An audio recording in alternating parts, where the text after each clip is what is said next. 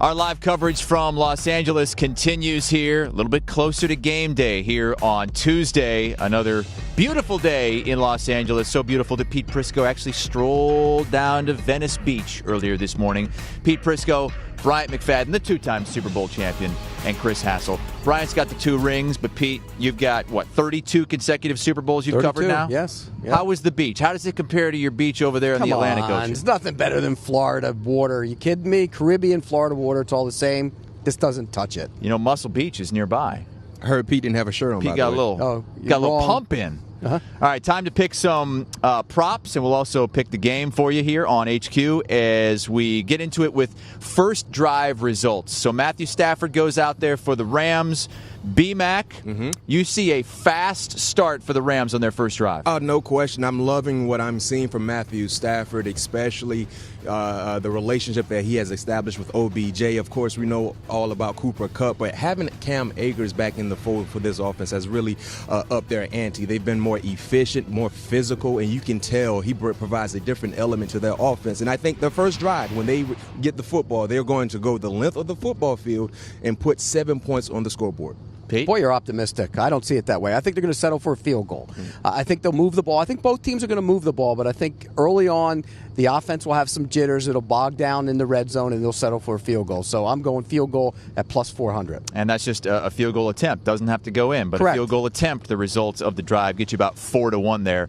And Pete, for the Bengals opening drive, your status quo, you think this is just going to be a field goal affair? Well, you know how much I love kickers. I mean, every week I get so excited to see guys kick field goals. No, I just think both teams are going to start slowly when it comes to the offense. So they'll move the ball and then they'll bog down. So I'm going with the same exact pick for the Bengals. I'm going plus 400 on a field goal attempt. Well, for me, I'm riding with the Rams defense. I really love this matchup for the Rams, especially when you look at their pass rushers. We know about the issues offensive line-wise for the Cincinnati Bengals, not being able to protect Joe Burrow. And I believe a turnover will happen for the first possession of the Cincinnati Bengals. If you look at the odds, clearly you can get a lot of bang for your buck if you follow me. So I do believe a turnover will happen for Cincinnati on the first possession. Boy. Yes. You're going for the big payday. I'm rolling the dice. Yeah, I'm you do that every week with your parlays, too. Yes, and I usually win. I cash it. Oh. Okay, let's move on to first touchdown scorer. You mentioned Cam Akers on that opening drive for the Rams. No question. Nice segue for me. Cam Akers, Florida State guy, by the way, running back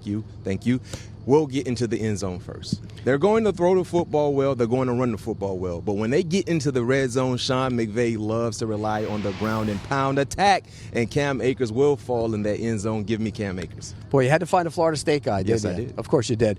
I'm going with Tyler Boyd. I think Tyler Boyd is going to be effective in the middle of the field in this game. They're going to double chase. They don't really travel Jalen Ramsey, and I don't think they will travel him. But they'll double. When they do put him in man situations, I think that you're going to see Boyd have opportunities in the middle of the field. Early in the game, touchdown.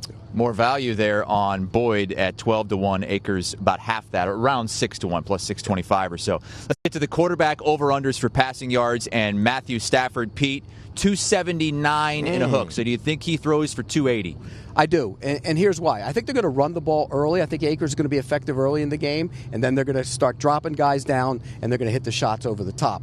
If you go back to what the Bengals did against Patrick Mahomes, they played off coverage and dared him to run the football. They didn't run the ball. The Rams will run the football, and then they will take their shots. I still think he's going to get the passing numbers because I think this is going to be a track meet. I'm going over. Your first answer was correct. The latter part was dead wrong.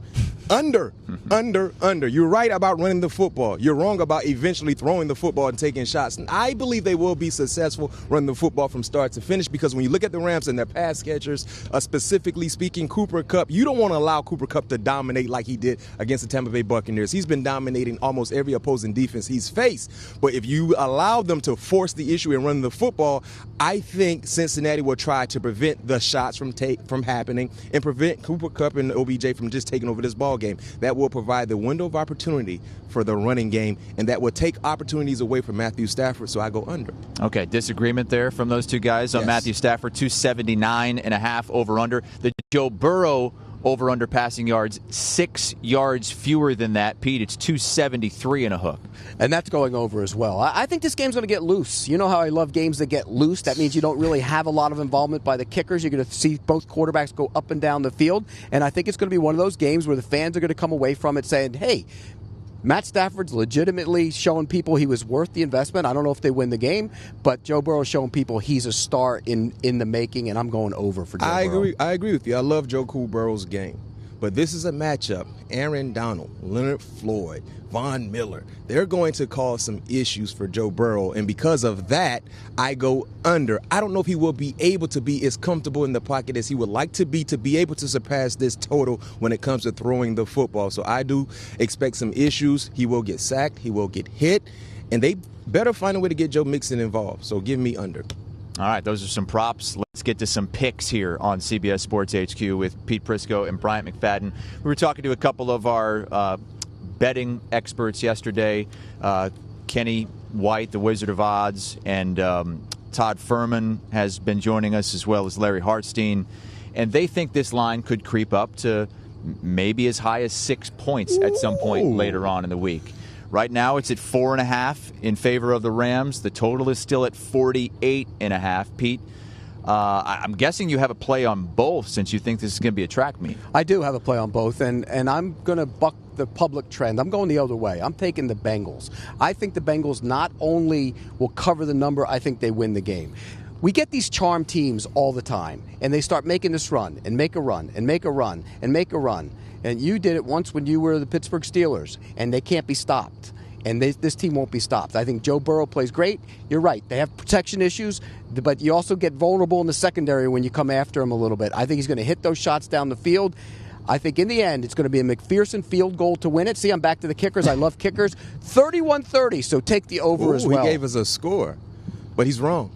It's the Rams. I love the Rams just like I'm loving this California sunshine right now in the backdrop. You see us? Thank you.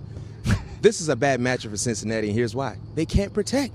They surrendered the most sacks in the National Football League. Trust them to be a bad unit like they've shown us the entire season. And this is a matchup. If you don't protect Joe Burrow and you give Matthew Stafford extra possessions, they're going to cash in those said possessions. And I love everything that they have going offensively for the Rams, the balance, being able to run the football. We both highlighted Cam Akers. You see what Matthew Stafford has been doing. And OBJ, he has provided another element to their offense. So see 4.5, and you talked about the experts. Todd, Kenny, all these guys believe there could be some live line movement. Jump on this line right now today. Do not wait, because it could go up to 5, 5.5, could go up to 6, depending on where you're shopping. If you can get it at 4.5, go get it right now. Trust me and don't trust Pete.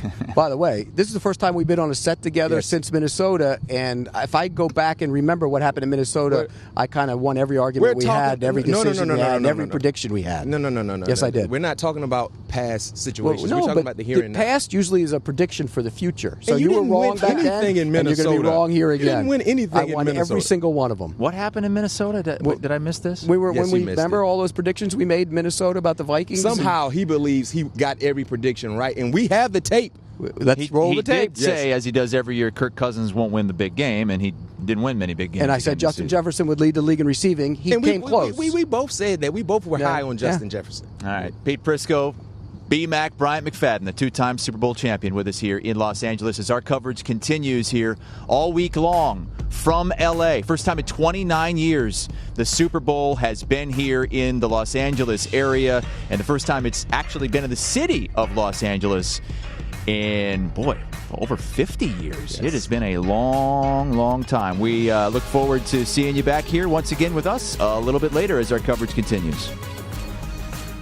Do you want a sports network that delivers everything that matters about the game? The highlights, the picks, the instant analysis, no yelling, no fake debates, no politics.